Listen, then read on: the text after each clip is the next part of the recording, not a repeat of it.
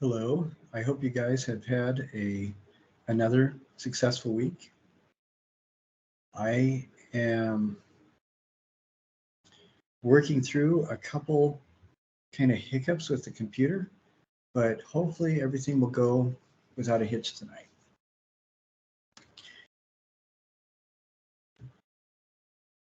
Today marks our last session. It's so funny. I saw something on the computer screen and I wiped thinking I was going to clean it off. Today is our last team session, our last teams meeting for this semester. And I wanted to cover a couple things that were really important about events as we wind up, particularly as talking about our final, because there is a required final for this class. And I want to talk about how you can increase your grade, some simple ways to do that, as well as remind everybody to make sure that they get their final project proposal turned in so they can do their final project.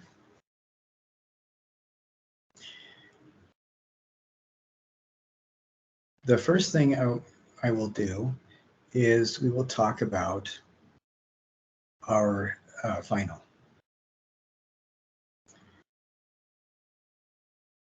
So I am just opening that up right now.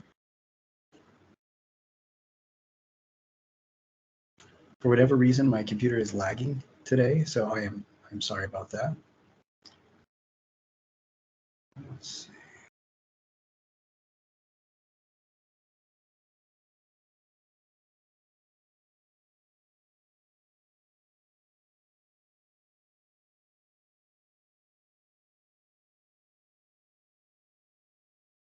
Okay.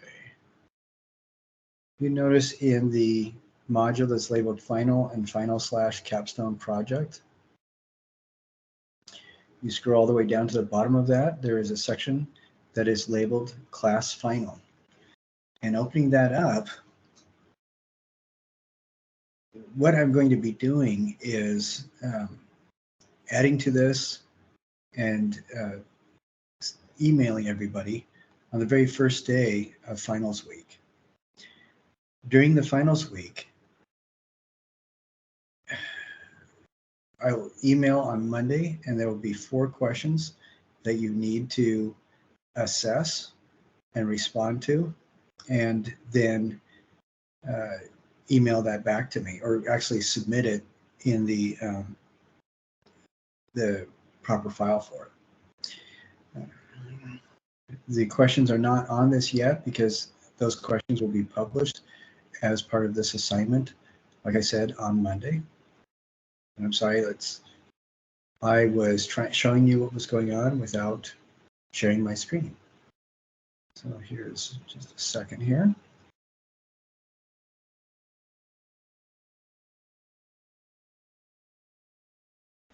So you read this, our final for this class is not what you're used to. On December 11th, I will post 4 questions in this assignment for you to answer.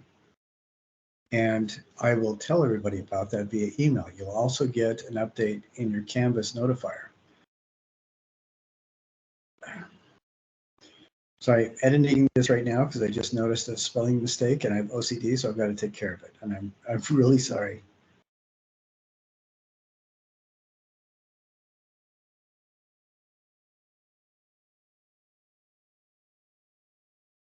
I will fix that right now. That's so, oh well. Now, this is not your final project. This is something very different. And it is not a test like what you're used to. I will post 4 questions, and the 4 questions are actually asking about your relationship to the material in the course, your response to the material, not a regurgitation of the material. And if you need to, it can be open book or whatever. That's fine. I don't really care. You do whatever you want. If you're going to use ChatGPT, that is fine to organize your thoughts, but you need to rewrite it in your own language, in your own voice. Chat will tell you, I'm sorry, I don't have an opinion about this because I'm only a machine, She's programmed to say that. That's her job. And if you don't value yourself enough to double check those answers when they're supposed to be your opinion before turning it in, her response will reflect that. I don't mind if you use ChatGPT. I think it's an awesome tool. If you're going to use it, though, use it as an outline, use it as a spine for what you want to communicate. Don't leave it the way it is. There will be 4 questions in the final. Each question you will need to have a response of, right here it says 75 words. I'm going to change that to 50 words.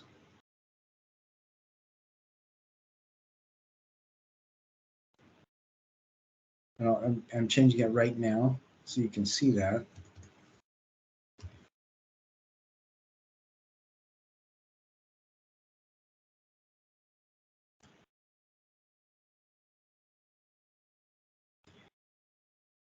Your written reflection response for each of the 4 questions need to be 50 words.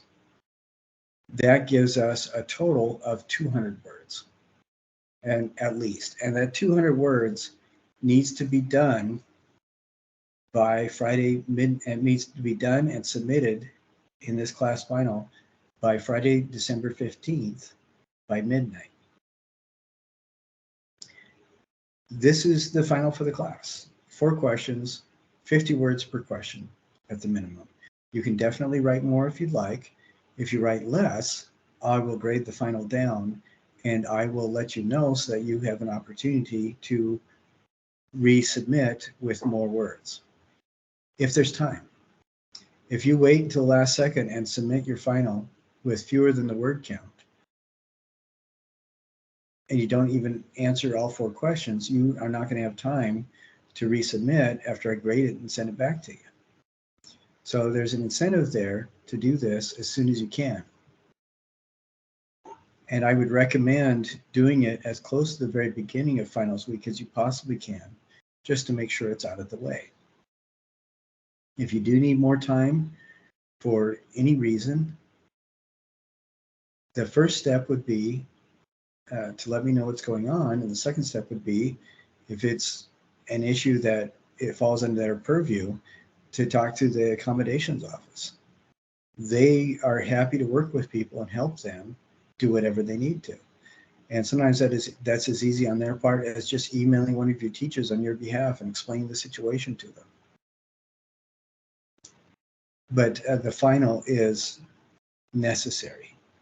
If you do not participate in the final, if you don't get it done and turn it in, that is 200 points, which is a huge chunk out of your grade. I tried to make this large enough so that if you do not submit the final, you will lose almost an entire letter grade. So, because the final is important. This is an opportunity for you to share your experience with the class and your personal experience with the information in the class. So that part is incredibly important. Now, I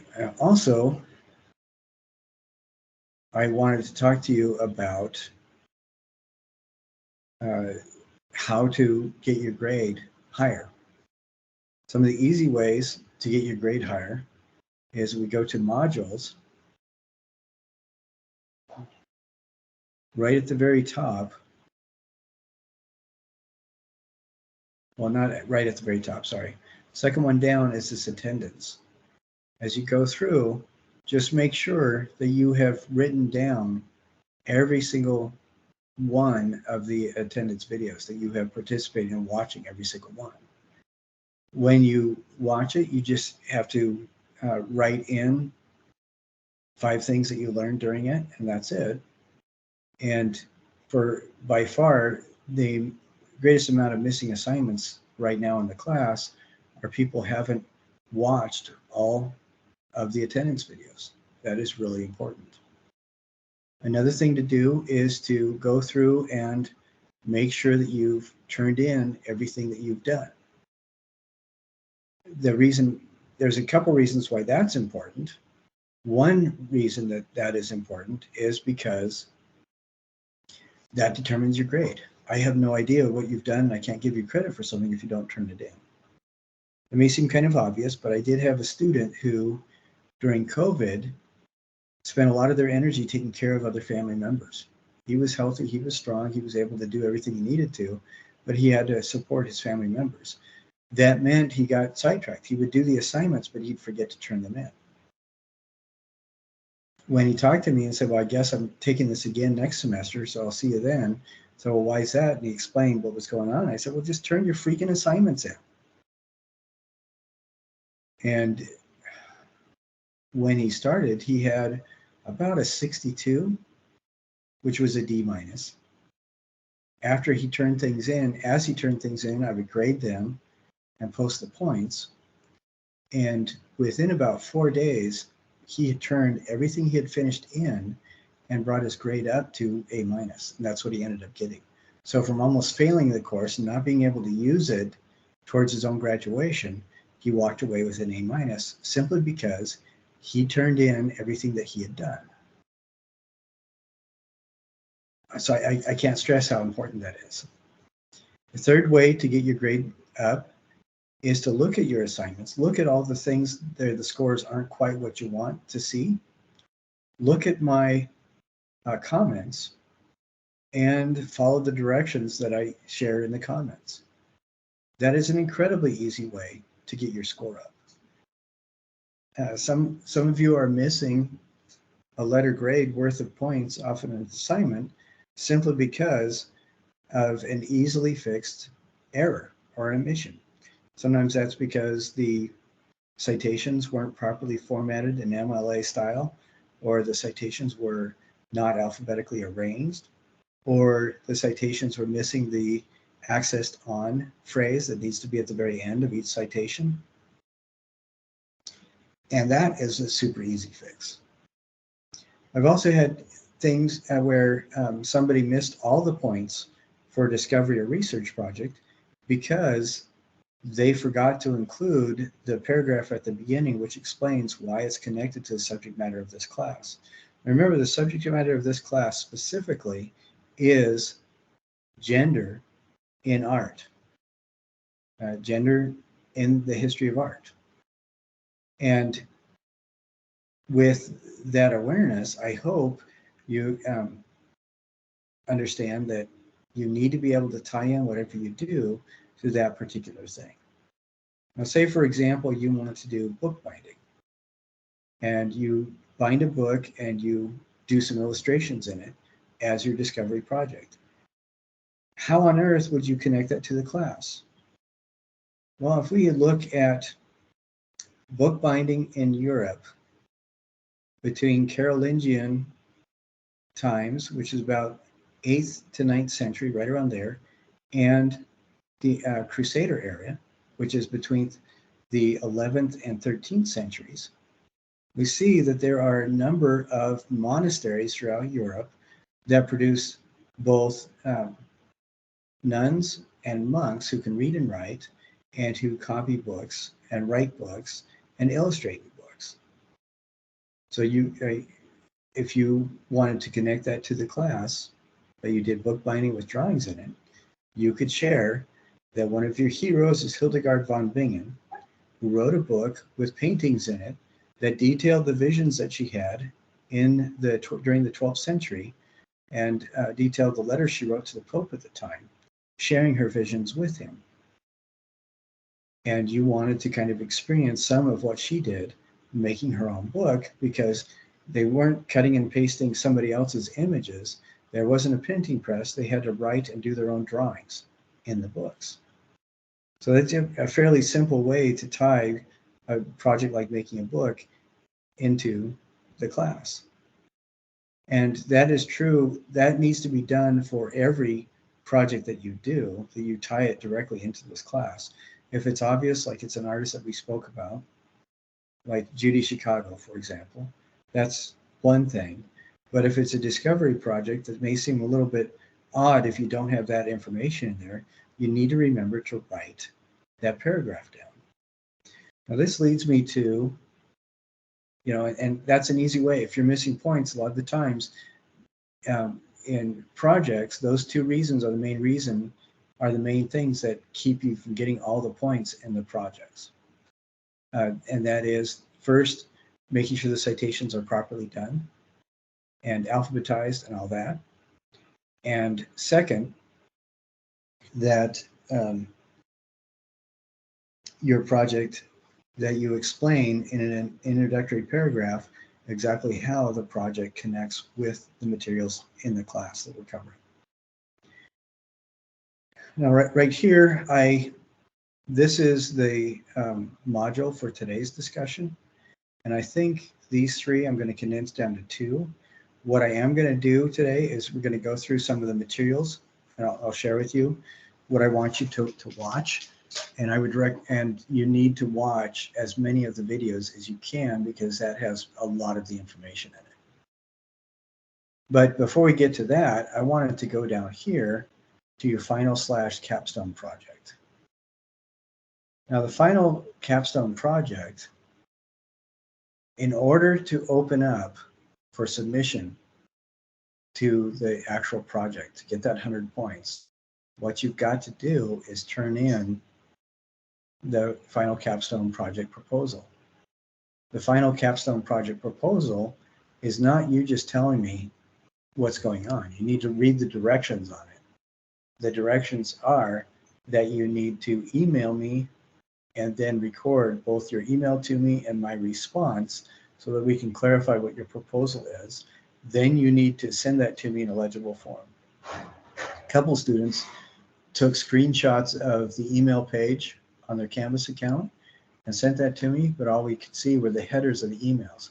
Doesn't do any good if we can't read the emails and have that as a record for your protection in that proposal.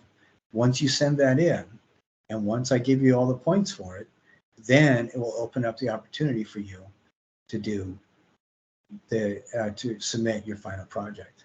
And this again is a 10-hour project. It's a project that represents 10 hours. And I think the due date listed is December 10th, but if you need to have the time, I don't really mind if you want to take another week to do it and send it in on the last day of finals. That is fine. I would say do as much as you can on your research and discovery project, and at least send me what you've got as early on as possible. If if you can send me that by Sunday, that is awesome. But if you send it to me by Tuesday, I will grade it. If it needs any revisions or anything like that, then you have a couple days before it's finally, before you can't turn it in anymore. On any of the, and that is true for that, and that's also true for anything else in this course. You're taking an online course because life is real. I get that. What I need you to do is try very hard not to stress out. Be aware that I'm not going to take off points for being late, and do as much as you possibly can to get everything in as early as you can. So I have time to point out whatever you need to change, and you have time to fix whatever needs to be changed. If there have been circumstances you just can't do anything about, and you need more time, I need to know as soon as possible, and you may need to go through the accommodations office. If it's something that I need a letter for, we'll have to do that so that you have what the time and the information you need to get everything done. I don't want you to stress out. I don't want you to hurt yourself over this class. But if you want the grade, it is important that you communicate with me. All right? It is very important that we communicate. So I'm scrolling this up. You see the future of gender in art and a couple other things like that are blank, and it's because I am going to get rid of this because this is our last week. We don't have time to do anything else. And this has been condensed into here. I condensed a lot of stuff in this, and that's why I want you guys to watch the videos that I linked to, and we'll talk about some of them now too. But watch the videos that I linked to, and go through all that information that you possibly can. Now, I'm going to stop sharing. Hopefully that worked. Hopefully you guys saw what I was seeing. What I'd like to do today is kind of talk about, well, before I do that, if you have any questions about what I talked about turning things in or anything like that, email me as soon as you can, and I will respond as rapidly as possible. I've made it a priority. Every time I've seen proposals come through in the emails and stuff, I've made it a priority to respond to them and grade that just as rapidly as I could. Yesterday there was a problem. Somebody had been trying to email me, and my campus email kept saying it was under construction. That was really frustrating for both of us because I never saw the stuff, and they were getting irritated that it wasn't going through. If that shows up, just use the Canvas email me through Canvas, and if I don't respond within 12 hours, you have my cell number in the syllabus. Just text me on that, and I will get back. Tell me who you are and which class you're from, and I will get back to you just as soon as I possibly can. I think that's most of those kind of things that we needed to cover.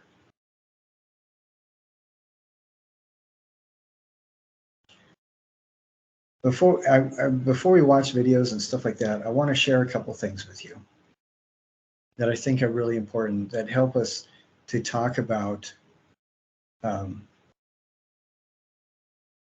this semester of work that we've been doing. And I'm going to share my page again.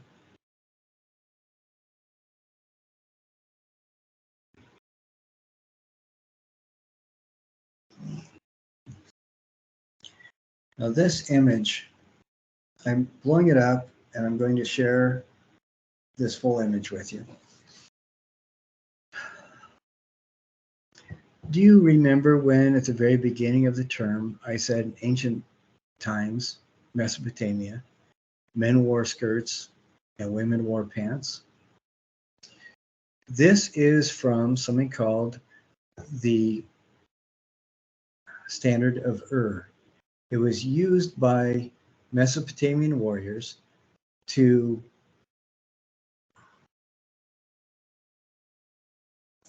lead enemies into battle, but also for leaders to demonstrate their extreme wealth, and show their prowess on the battlefield and successful trade and power with items of wealth. The individual who's sitting on that seat up above is King Ur-Babelsag, and he was the most powerful person in the universe at that time, as far as anybody around him knew. A couple of things that I want you to look at is, you see these people right here, regular laborers, and we see these people, laborers, and right here, the servants. These three servants and all these laborers are one size. These people sitting down appear to be a little bit taller, maybe about 1.5 feet taller. And then this figure is so much larger than everybody else. Even sitting down, his head breaks through the border there. This is a type of perspective in art that is called hierarchical perspective.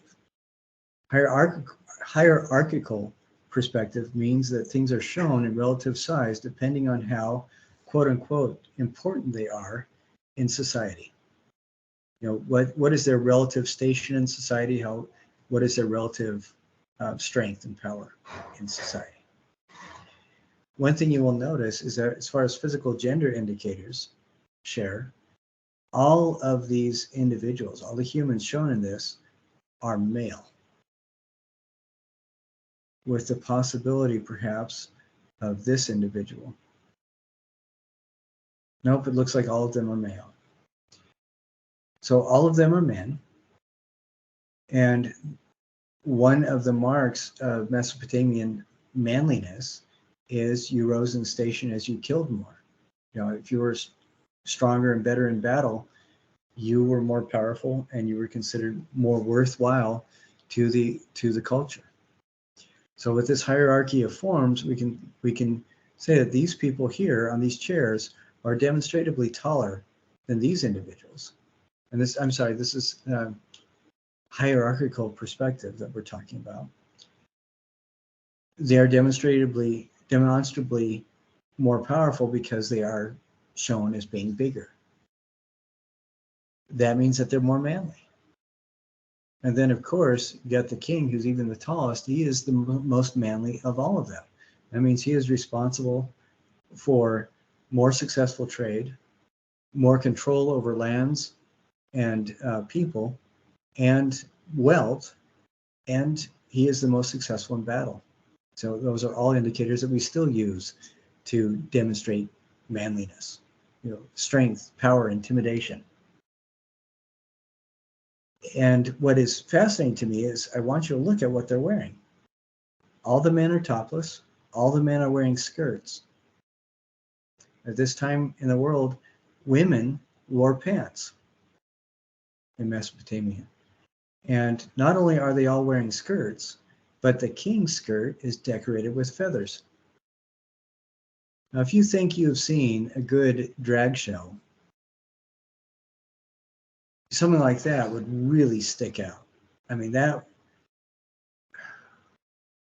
I have not seen too many fantastic dresses in drag production like that. And, so this guy really knew what he was doing. But in the context of this, he is not expressing connection with the feminine. He is expressing his manliness. A feathered skirt showed that he was the strongest, the most capable, the most ruthless and brutal of the men anywhere in the area. I'd like you to think about that for a little bit. What we are talking about is gender representation, the exact opposite of what we expect today, but it demonstrates in this particular example the ultimate of manliness. This is at a time as well where kings of this stature and power are considered also to be manifestations of the masculine divine, or the divine masculine.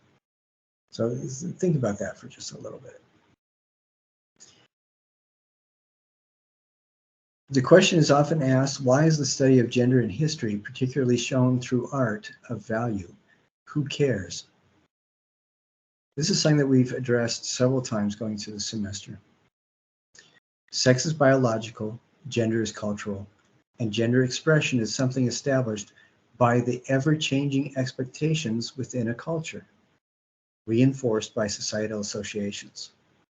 Gender expression is not a manifestation of and I'm using big foam finger air quotes here, it is not a manifestation of the natural order.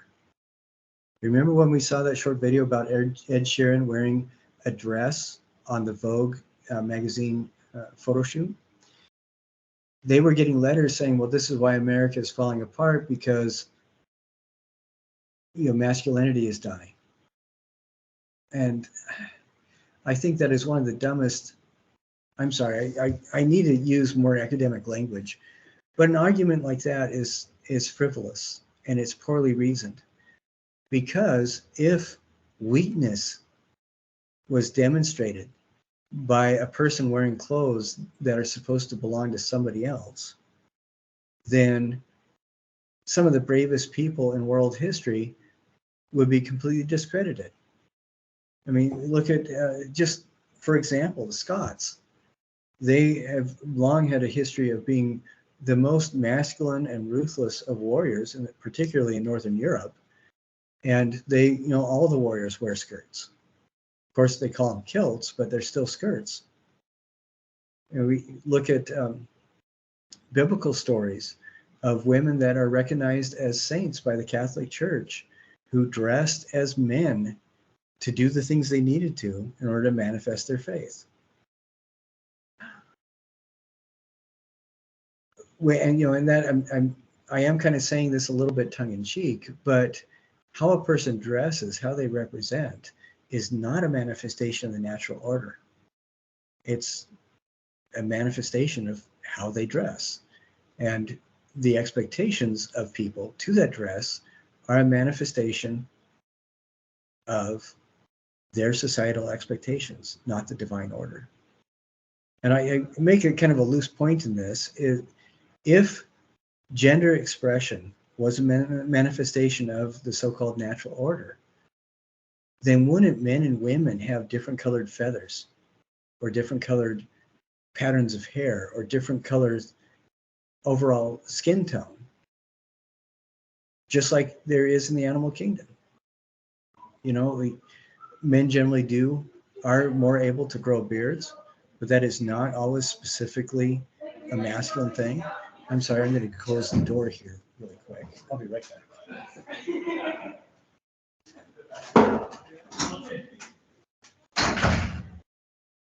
Sorry about that. I didn't realize that there was a class meeting here tonight. But there are also many places in the world where women have facial hair as well.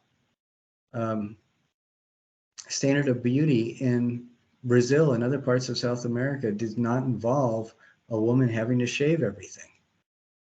And what that shows is that these cultural expectations are not a manifestation of a so-called natural order. They are a manifestation of the cultural expectations. That's all they are. So society does not crumble because somebody decides not to dress the way that everybody else thinks they should. Society crumbles because people make poor decisions. And that's what it comes down to. And blaming that on somebody else is usually a result of power posturing more than anything else, rather than taking personal responsibility. Of course, that is all my personal editorializing. So please don't quote me if you're writing a paper for a national publication. But I think it's important to study how gender is expressed and represented in arts through the ages, because it gives us an idea of how human beings saw themselves, how they saw each other, how they related to each other. It's part of this process of learning what it is to be a human being. Now, I'm not an evolutionary biologist, but I do remember some things out of my biology, which one is that the little teeny squirrel-like primate that was the ancestor to what eventually became us, started that path maybe about 2 million years ago, probably a little bit longer. We human beings are a result of millions of years of evolution, of primate evolution. We are also, and I'll get back to that in just a little bit.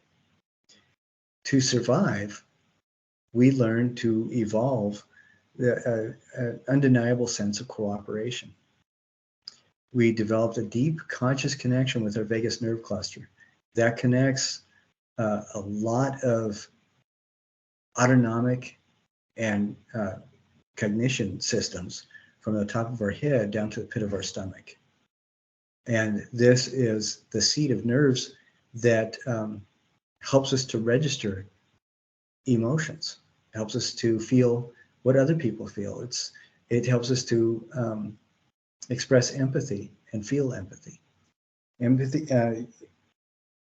I'll get into just a little bit of physics, but every structure in the universe, every structure that exists on the physical plane is a connection, is a group of connecting atoms and has a magnetic field.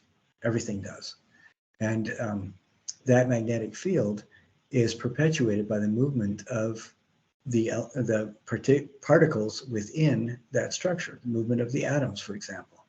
This is what we call electromagnetic radiation. It's all throughout the universe. Individual structures that are cohesive individual structures will have their own electromagnetic field. And all living things have these electromagnetic fields that can be measured.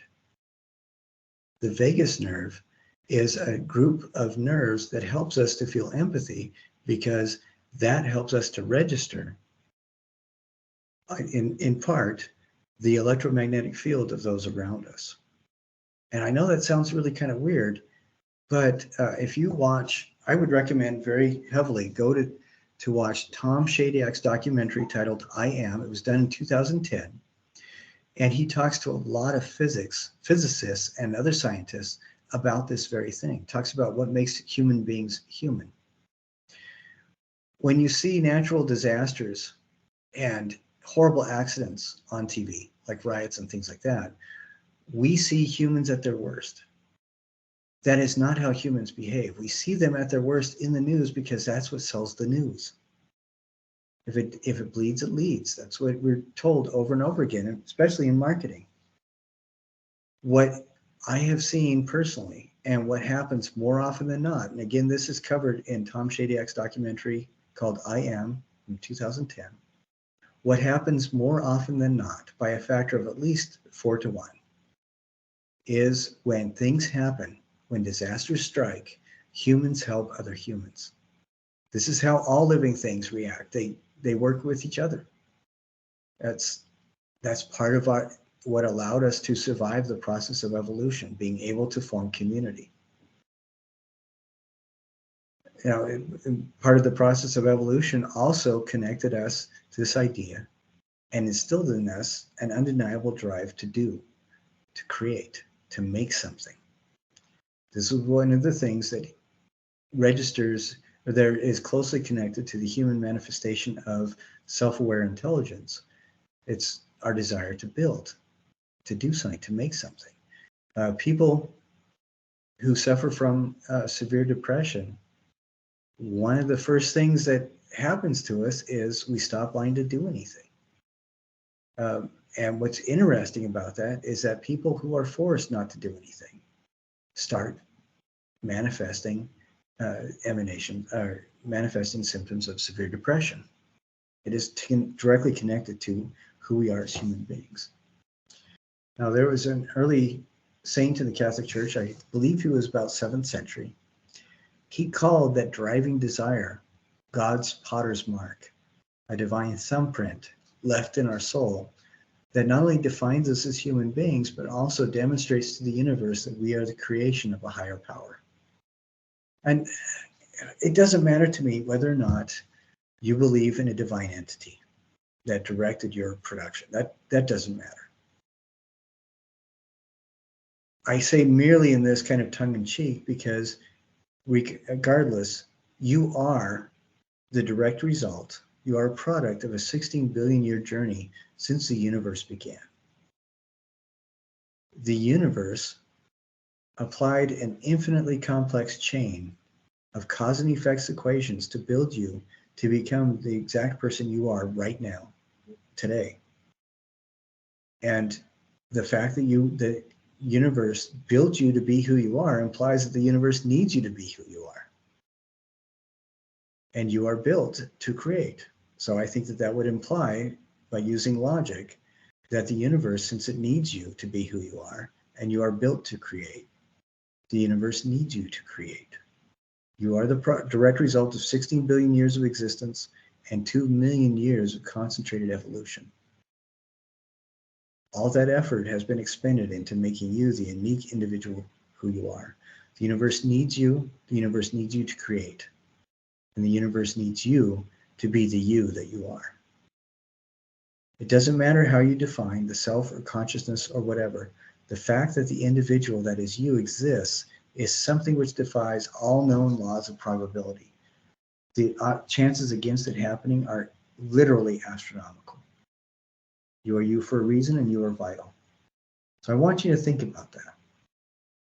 Gender, how you represent in a gendered way, that is a big part of who you are. That's a big part of the unique individual that has made you distinctly you. And since each of us is uniquely vital to the expression of the universe, learning about what makes us who we are is immensely important. And so I think that is the best reason for studying gender in art through the ages. because it helps us to find out who we are, and at least whether or not an individual feels they are important, the universe feels that you are intensely important. So hopefully, I want you to think about that for a little bit and consider that.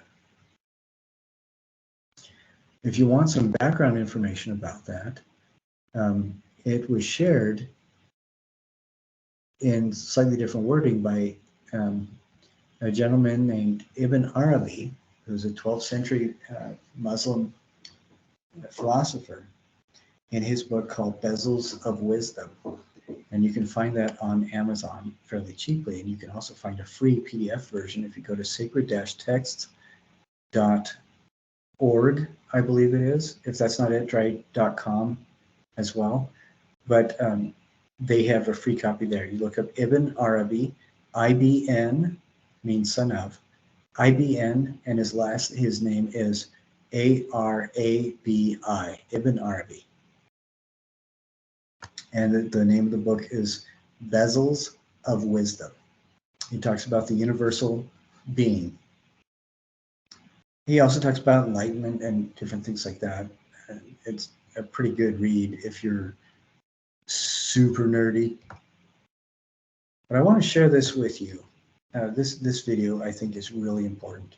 We'll talk a little bit about it, and I want to share some highlights of some of the things that I have that are in this module, and then I'd like you to go through the module over the next couple days.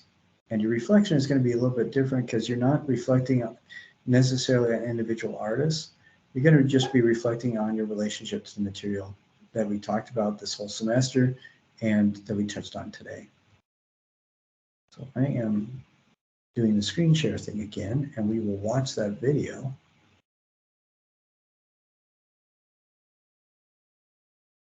Okay, here we go.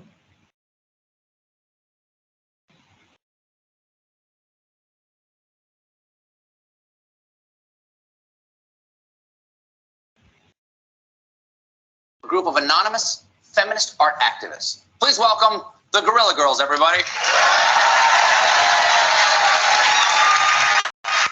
Thank you all for being here.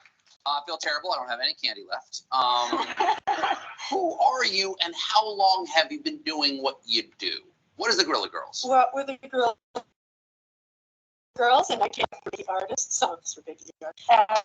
And we looked around, we saw that all the opportunities and almost all the money in the art world was going to white males. And no one really cared about it, so we decided that we would put up some provocative posters in the streets and try to get people to talk about it. And here's one of them right here, this poster right here. Do women have to be naked to get in that museum? Because it said only 5% of the exhibition. It says that only 5% of the artists in the modern art section are women, but 85% of the nudes are female. Why is it important to protest to get more women into an art museum? Why choose art as a place for feminism? When I go to an art museum, I don't know a lot about art, but I know what's in the museum. And I don't necessarily know whether the person painting is a male or a female. Can art speak for itself, or does it have to be gender identified? Well, I mean, every decision, aesthetic decision, has a value behind it. And if all the decisions are being made by the same people, then, the art will never look like the whole of our culture. And right now, the art world is kind of run by, billionaire art collectors who buy art that appeal to their values.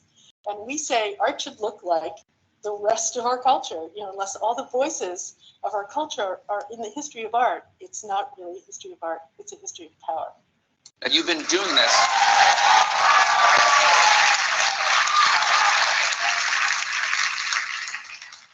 You've been doing this for 30 years now, and I imagine it's getting fairly steamy in those masks at this point. Why did you choose gorilla? Is it because they're, is it dehumanizing, or because they're scary? Well, first we were Gettyas, freedom fighters, gorillas, and then we got some press requests, and we wanted to have our pictures, but we were anonymous, we wanted to hide ourselves. So One of our early members was a really bad speller. And we were sitting in a meeting one day, and she spelled guerrilla, gorilla, and it was like, oh, that's. Oh, so originally it was guerrilla fighter, Guerrilla. and then she misspelled it like the animal, Absolutely. and you just went with it? Well, it was a message from heaven. Have you guys ever been found out? That's a really good question. Thank you.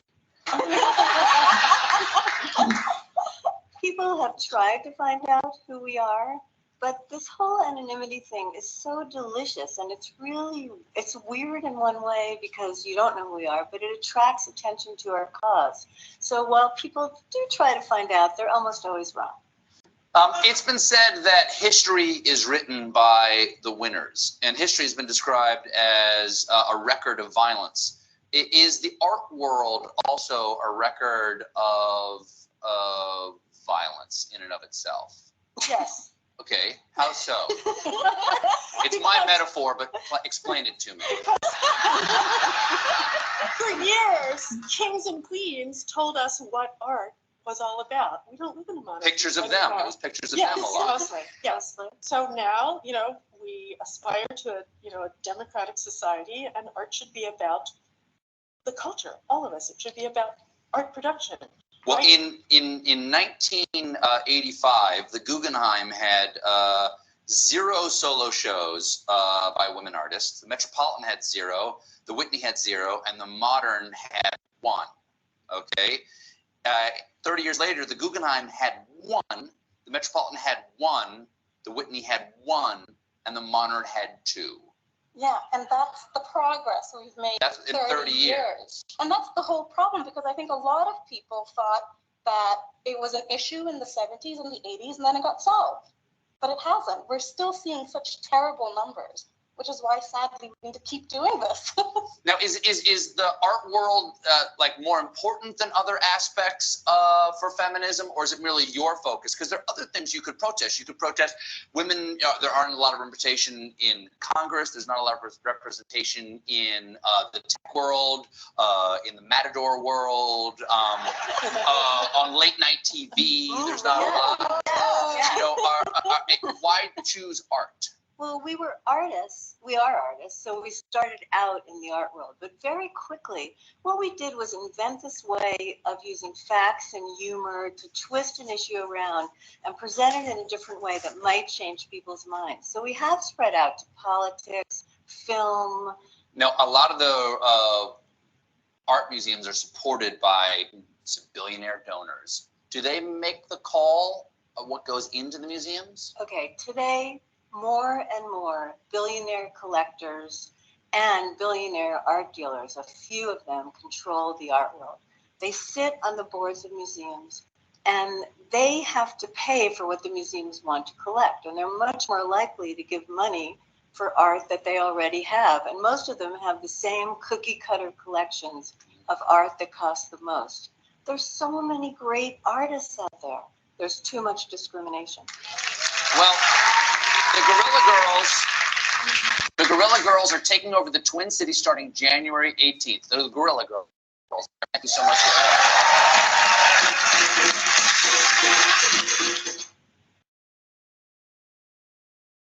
I thought that was really a great and succinct kind of presentation for one of the things that we've been talking about, particularly this last couple of weeks. In the history of humanity, for as far back as evolution has been a thing, there have been roughly the same number of men as there of sexed males as there have been of sexed females. And gender expression, gender representation should demonstrate the same kind of statistical spread. And what the Guerrilla Girls are talking about is not the same kind of statistical spread. It should be the same statistical spread as is evident in humanity as a whole. And what the Guerrilla Girls are talking about is very specifically, I'm going to change that, very specifically addressing that in the art world. And, if we look about it, yeah, This is one of the ongoing frustrations that I have. When we talk about gender in art, it is almost always specifically targeted to the representation of women artists in the overall commercial world of art.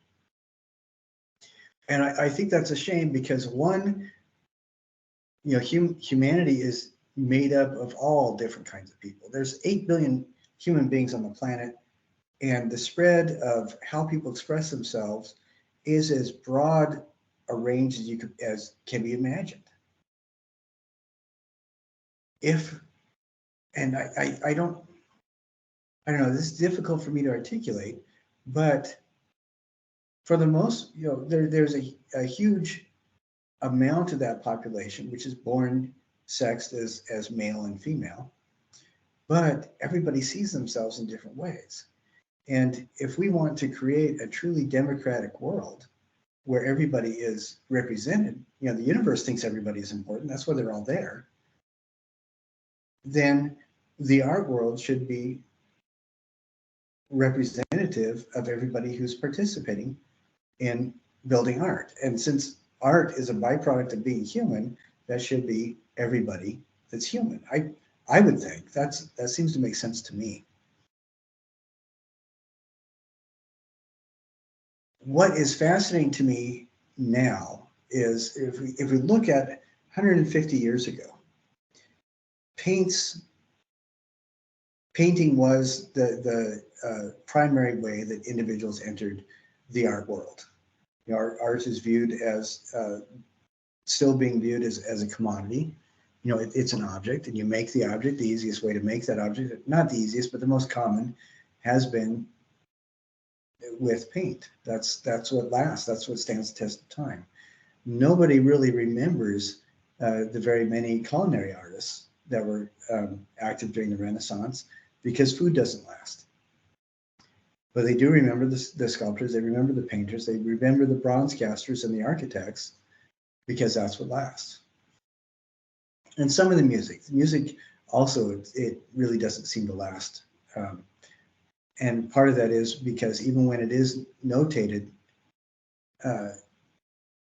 since recording technology has only existed in the last 140 years, 150 years, music was primarily before that transmitted by ear, by people playing for other people. That's, since they knew what the notes were, that's how they translated the notation. So that doesn't really survive an awful lot.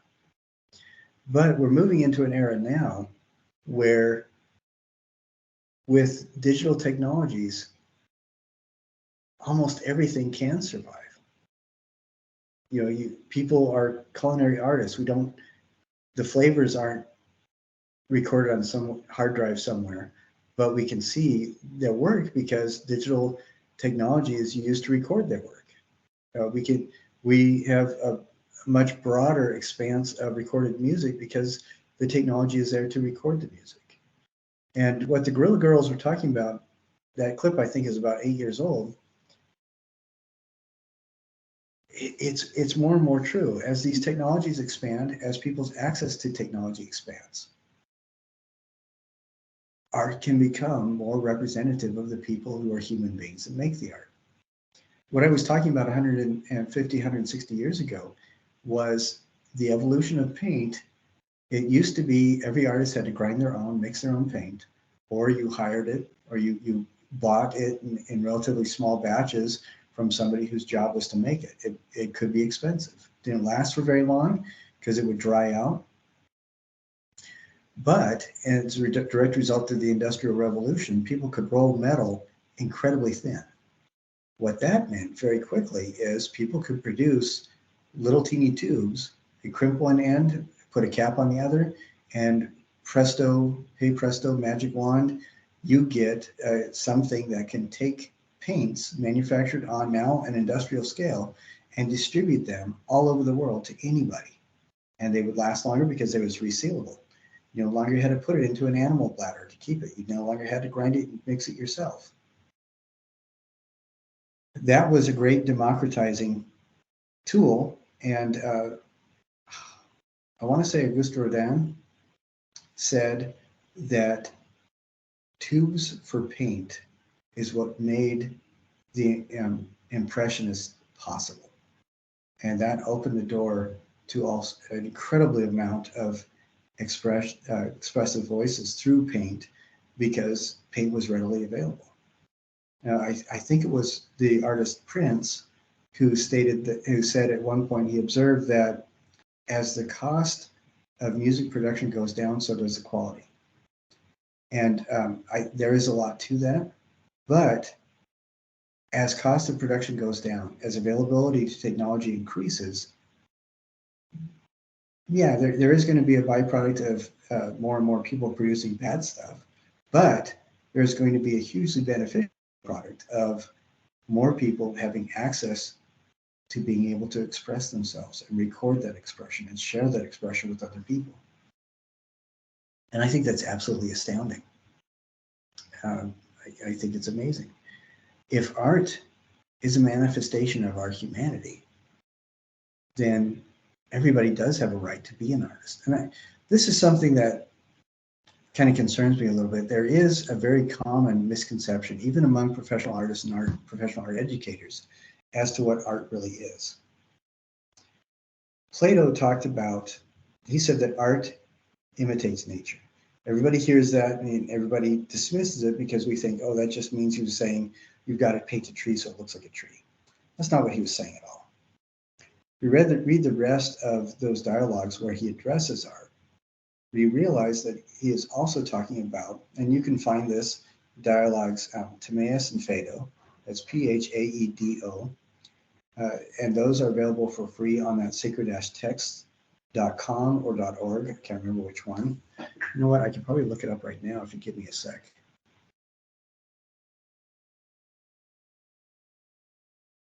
Let's see. Sacredtext.com is what it is, and I'll show you the page.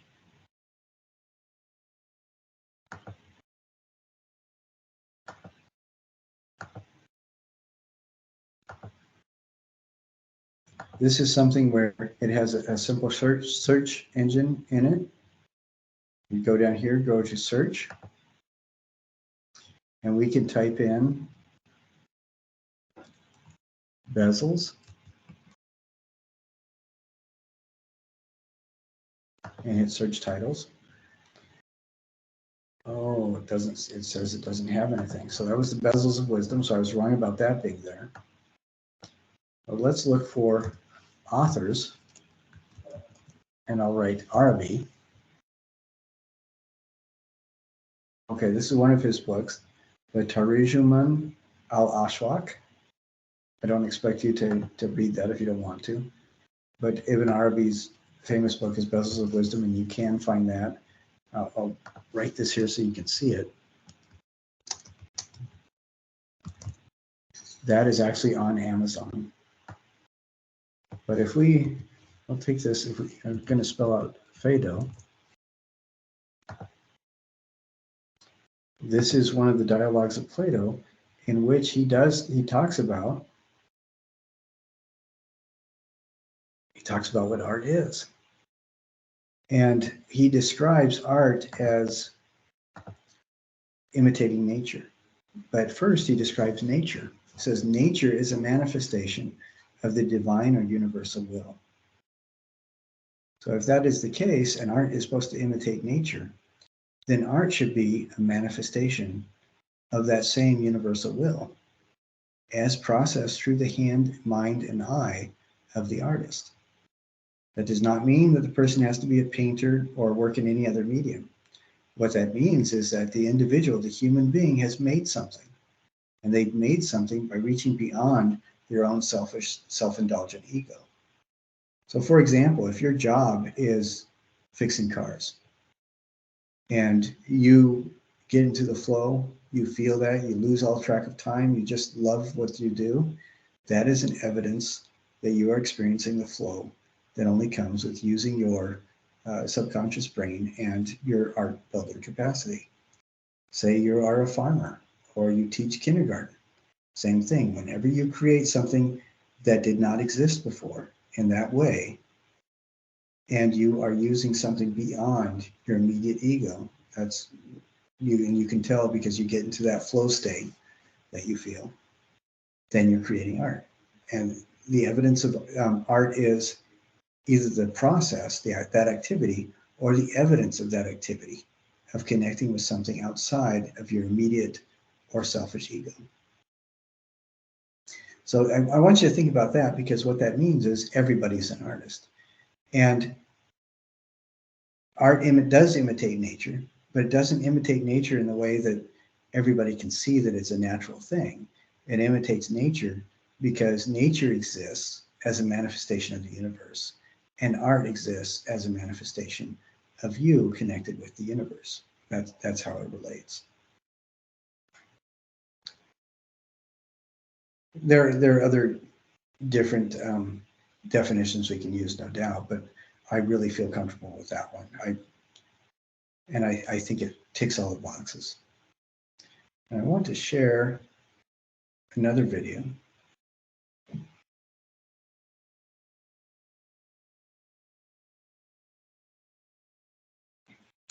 And I wonder, this is 9 minutes long. I don't know if we necessarily need to have the time to watch it, but I want you to watch it. It's why are there so few female artists?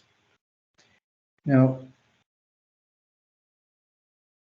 this gives a couple really interesting statistics. It talks about how generally the art world is defined by that binary relationship of gender, which is male to female. And male artists far outnumber female artists by 22-3. And this is artists that are represented in galleries that people know about, that sell their work. Men outnumber women 22-3. What is interesting about that is that the latest article that I read demonstrates that practicing artists worldwide, 51% of practicing artists are gendered female or represented as female, compared to 49% represented as male. So what we're seeing with that is that gallery representation is hugely weighted. And I don't think it's necessarily because people are trying to take over the world by making a masculine-dominated society. What I do think is going on is exactly what the Guerrilla Girls were able to articulate, that people want to see stuff that shows them what they like. And the people that have the money to do this are the ones that are governing those decisions. This is another reason why things like digital distribution, social media, and digital technology is so important to the art world, because this bypasses so much of that stuff going on. This makes it so that anybody who has access to technology, which is almost ubiquitous in the world today, they can have their own voice and they can share their own voice, and other people can see them and experience what their art is. That means that people don't have to be contained and constrained by these manufactured restrictions. We can break free of that. And so I want you to think about that. And in the module, I talk about a number of different artists who have done work that really addresses those kinds of notions. And let's see, I'm going to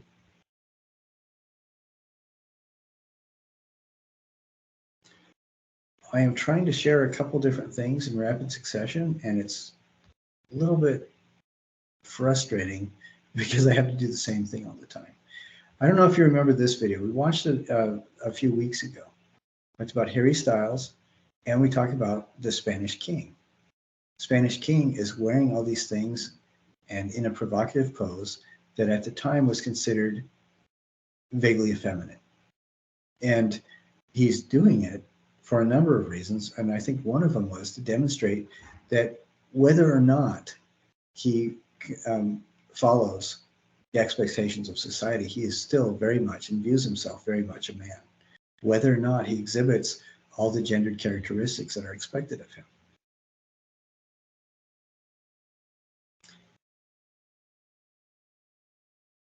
I have a number of, just a few articles for you to go through that talk about gender representation in art. And I know we've had this conversation that usually means almost immediately when we talk about gender in art, that usually means, well, where are the women artists?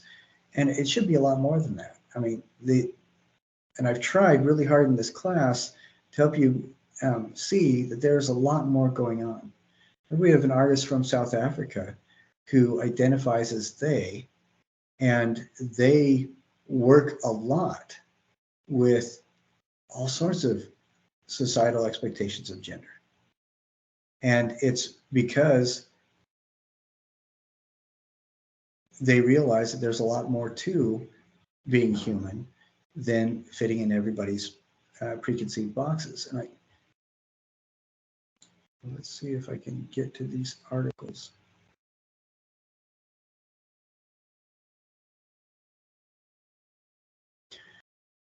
So this is another article I would like you to look at. And again, this is one of these frustrating things where it talks about art, but in the category of female representation.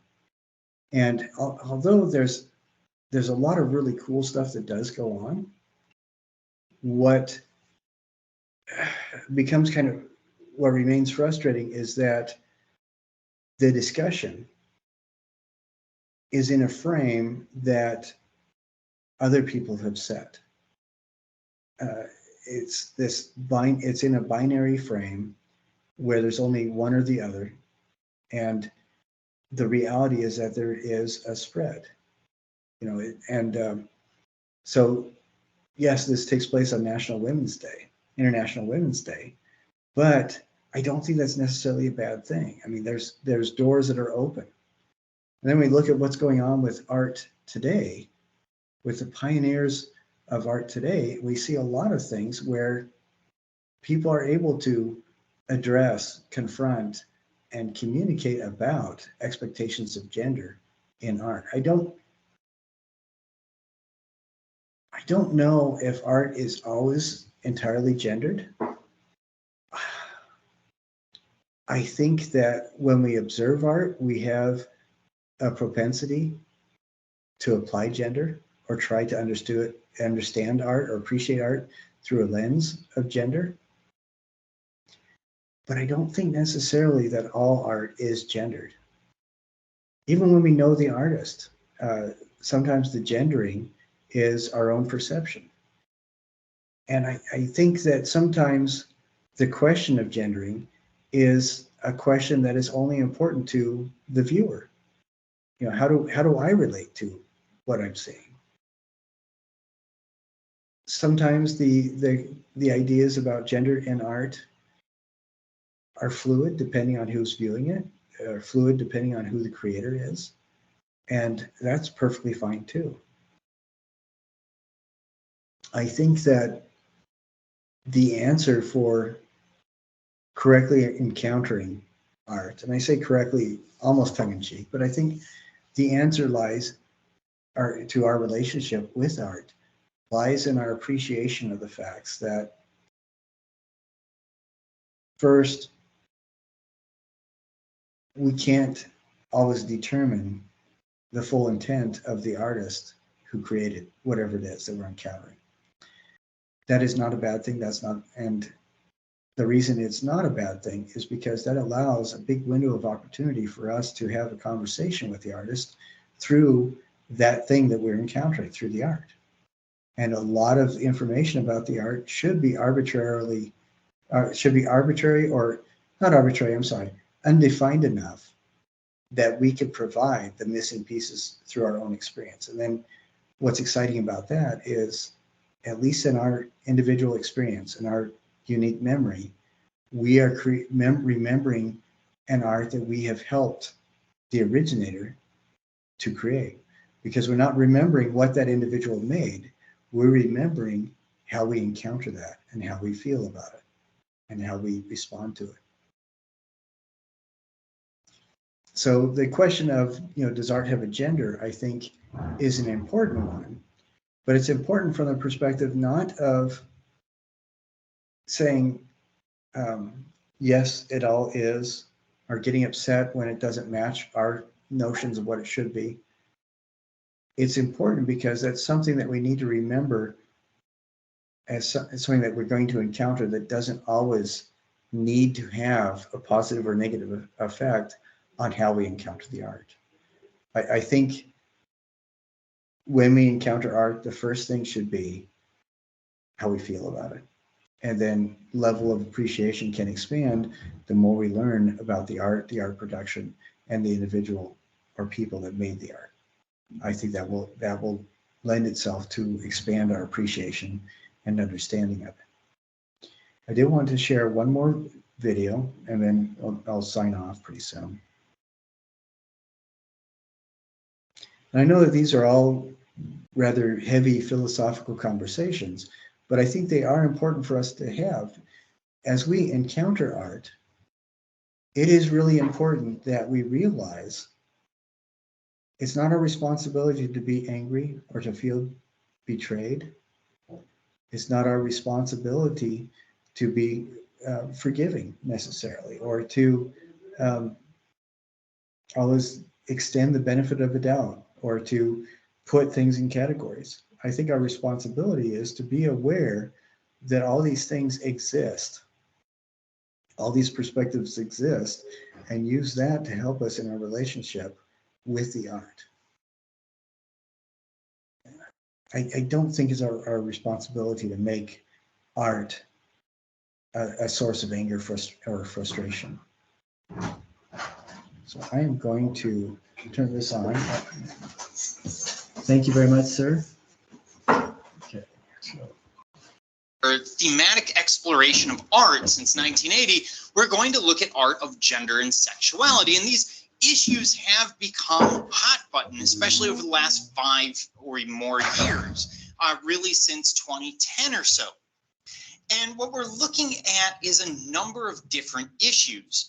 As we move into 2020, we see a lot more art that's dealing with issues of gender, issues of sexuality. These are different things. Biological gender versus, or biological sexuality, of course, is not the same thing as gender and gender expression. This is not the place where I'm going to get into it, but it's something to understand. And there are two sides of this that we're going to be focusing on here. One is feminism. Now, feminist art, of course, we've explored back in the 1960s, 1970s, but we're exploring again here because it doesn't go away. In fact, arguably, what we see in the 1960s and 70s is second wave feminism, and we're moving into third wave feminism as we move into the new 21st century. So we're seeing some of those ideas developing. We're seeing some of that evolution. We're also going to see the rise of openly homosexual art and art dealing with sexual identity. This is something where the doors have been opened by feminist art and by conceptual art to explore ideas that are oftentimes controversial. Until very, very recently, the very existence of homosexuality was controversial. It was, of course, a diagnosis in the DSM. And sexual identity was something that people really didn't discuss. We just sort of assumed everyone had a single sexual identity and that it matched sort of the general societal view of how these things work. In fact, it's much more nuanced, much more difficult to parse out, and it's much more of a spectrum. And these ideas are going to come out in contemporary art. And yes, they're still going to be very, very controversial when they do.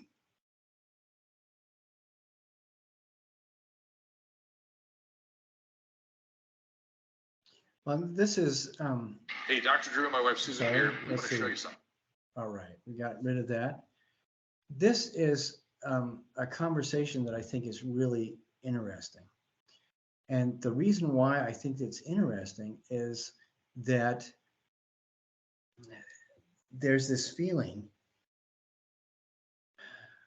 and it's a feeling that's shared by a lot of people who are encountering art that might be challenging a little bit to appreciate, where they feel that when people start expressing gendered identity, it means that they are making something that's confrontational.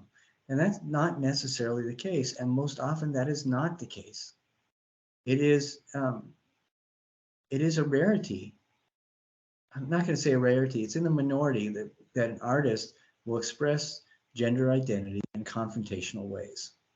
That does not have to be how we define our encounter with a challenging art. And this is another reason why moving into this new era of art with new media is so exciting to me, because rather than being the only person that's viewed, and you're being the only person that's viewed because you're confrontational, lots and lots of people can feel free to express themselves, because with social media, they do have a following large enough that it's worth their time to engage these ideas and to share their ideas and to engage with other people.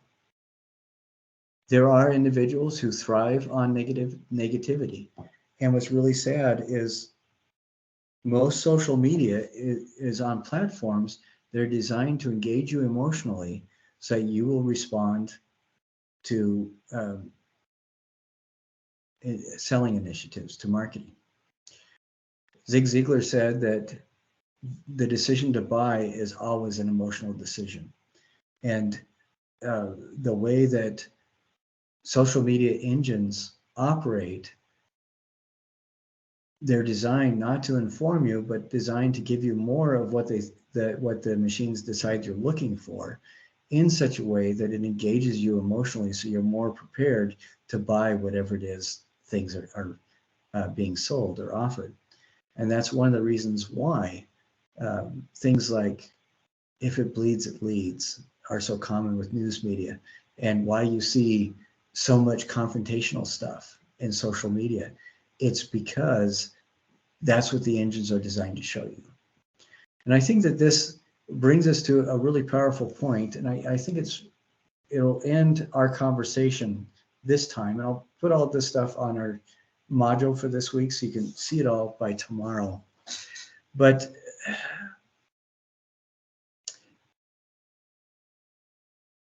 we can talk about what social media engines do. We can talk about how to get noticed. The shrieking voices are the ones that are heard the most often. As thinking individuals, as thinking people, you have a responsibility to express your humanhood through the process of thought. What that means is you have the responsibility to think for yourself. That's what you were made to do. The universe spent 17 billion years, invested 17 billion years or 16 billion years in your growth as an individual, preparing the universe for you. And you have at least 2 million years of evolution in your line, preparing everything for you to be here, preparing you. With all that being said, you have the responsibility to apply all those gifts that you've been given through the process of evolution, through the process of biology, through the process of existence. The fact of being human, you have a responsibility to express and use your humanhood through thinking, creating, to being the individual that you were created to be. Another way of saying that is you think, therefore you should think. And when you encounter art in the digital space, when you encounter social media, you should be aware, remember always that it is a tool, and you can use it to your benefit, you can use it to your education, or you can use it to sap all your energy and waste your time. The universe, I'm going to say the universe probably might care, I don't know, but definitely the social media engines want you to waste your time. That's what they're designed, their advertising platforms, they need you to spend time there. But your responsibility as a human being and a thinking being is to apply your skills of critical thinking, your capacity for critical thinking. Remember, we talked about the 4 tools of critical artistic critique are: first, description; second, analysis; third, interpretation; and fourth, evaluation. You can apply those to absolutely everything. Absolutely everything. So when you are looking for really cool stuff, you're looking for another artist, you can put in terms that you are interested in exploring. Do you want to find somebody who works with Japanese manga style animals? Do you want to find somebody that does really wild, challenging conceptual work? Do you want to find somebody that builds digital environments that you can explore in a game-like system? What kinds of things do you want to, or if you don't know what, you have these AI programs that can help you define things to look for. You can type into an AI program like ChatGPT, I want to experience art that I haven't encountered before. Can you give me specific examples of artists that are like this, or that will challenge who I am, or who will make me comfortable and grateful for who I am, or who will help me to find the empowerment that I need to express myself who I am. And you can connect with those individuals. I have found some absolutely astounding people that I had no idea ever existed before doing this. And these people I've encountered produce art that has changed how I view what being human is. They have profoundly changed me as an individual. And it's not because they set out to, it's because they have found the tools and found the channel to share the expression of who they honestly are, their honest, earnest expression, self-expression. And I'm incredibly grateful for the technologies that are available to do this kind of thing now. It is absolutely astounding. And I have no idea what's going to happen in the next 5 years, 10 years. I have no idea what's going to happen in the next year. It wasn't so long ago when cell phones appeared overnight in communities that highest technology was a cotton t-shirt. And I'm not joking. I'm not literally not exaggerating. There are cultures on the planet that were living the equivalent of a Neolithic existence of hunter-gatherers who were introduced to cell phones and all of a sudden connected to the world. That kind of growth happens from one day to another. And that's with the art world, with all the new different technologies that are available, that opens up capacity for all sorts of new media that's available, that is being invented. There are artists inventing media so that they can express themselves how they feel they need to. A friend of mine named Brian Kershiznik is a painter, and he describes art production as there is a numinous pressure that builds within you to the point where it ruptures, and when it ruptures, you create art. And I thought that's a pretty good way of describing it for a lot of these folks. So art history, I think the Guerrilla Girls are completely right. Art history is not just something that's written by the victors or the winners. Art history is something that is also a demonstration of what has been not most important to the society, but what has been most important to the people who have the power to control what survives the society.